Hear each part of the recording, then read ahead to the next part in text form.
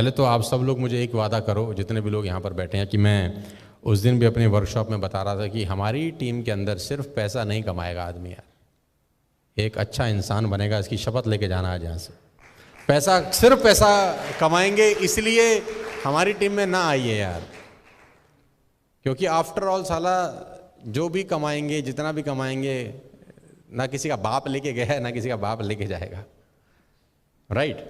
और 3-4 चीज़ें तय हैं। पहली चीज़ तय है कि हम सब मर जाएंगे, दुनिया की कोई ताकत रोक नहीं सकती। दूसरी चीज़ तय है कि जो आज एनर्जी है वो 10 साल 15 साल बाद नहीं होगी शायद। और ये भी तय है कि 150-200 साल की उम्र नहीं है ना। ये 3 चीज़ें फैक्ट हैं बिल्कुल।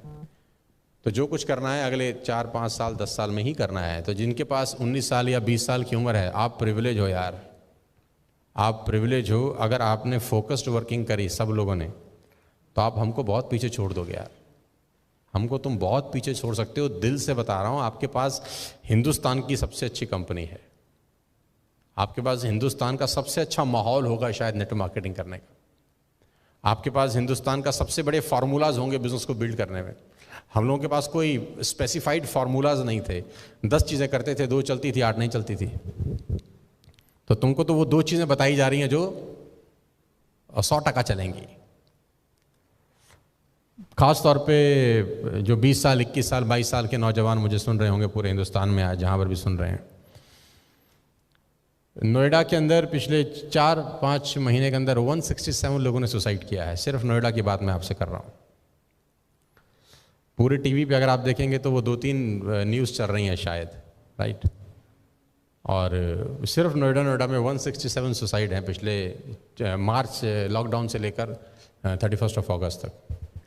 और बहुत सारे सुसाइड फाइनेंशियल क्राइसिस की वजह से होते हैं। आप लोगों के पास जिम्मेदारी ये तो है ही है कि आप पैसा बनाएं, इसमें कोई बुराई नहीं है, लेकिन आपके पास बहुत बड़ी जिम्मेदारी है कि आप बहुत सारे लोगों का दरवाज़ा नॉक कर सकते हैं और उसको बोल सकते हैं कि टेंशन लेने की ज़रूरत नहीं है, हम तेरे को नेटवर्क मार्केटिंग का रूप में एक बहुत बड़ा करियर दे रहे हैं जहाँ पैसे की दिक्कत नहीं होगी। और वो अगर 2 महीना 3 महीना 4 महीना ईमानदारी से बिजनेस बिल्ड करता है तो उसको एक सेकंड सोर्स ऑफ अर्निंग मिलना शुरू हो जाएगा। तो you have a big responsibilities on your shoulders, बहुत बड़ी जिम्मेदारी है आपके कंधों के ऊपर।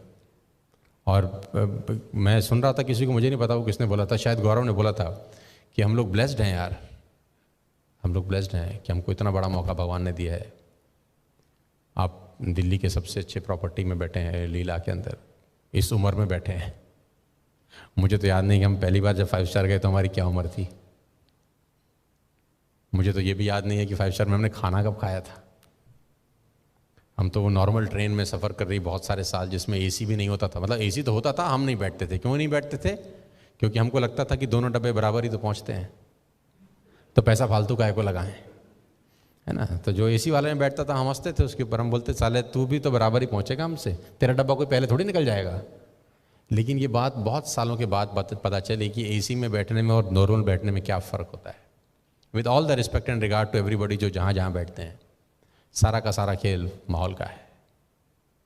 जो फर्स्ट क्लास में सफ़र करता है उसके साथ वैसे ही लोग सफ़र करते हैं, जो थर्ड क्लास में सफ़र करता है 99% उसके साथ वैसे ही लोग सफ़र करते हैं, वैसी ही बातें होती हैं।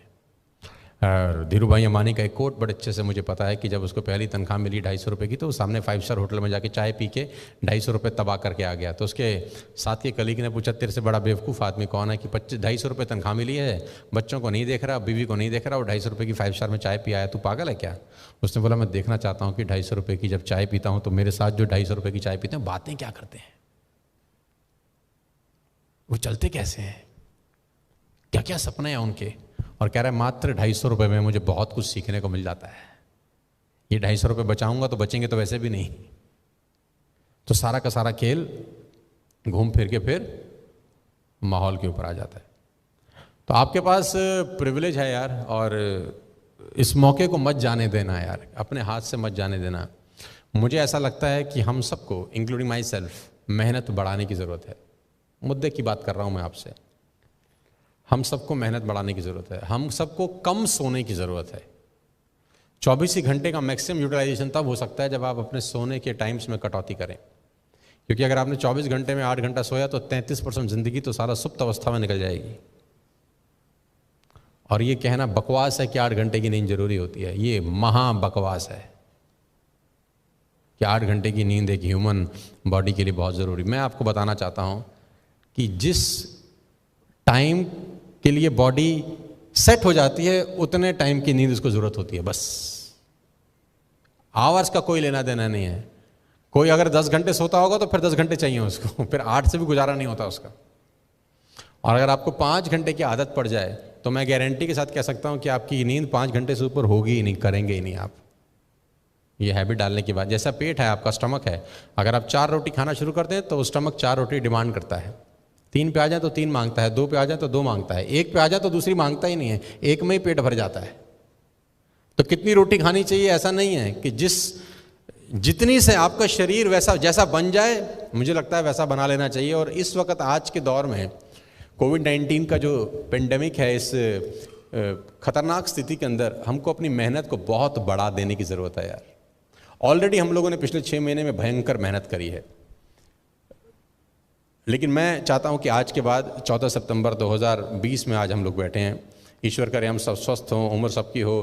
14 सितंबर 2021 में भी हम लोग मिलें, किसी बड़ी से बड़ी होटल में मिलें, बड़े से बड़े रिजॉर्ट में मिलें, और मैं आपसे पूछूं आपने क्या बदलाव किया था उस दिन के बाद, तो आप बोलोगे सर हमने 5 घंटा सोना शुरू कर दिया था, पहला बदलाव तो हमने ये किया था।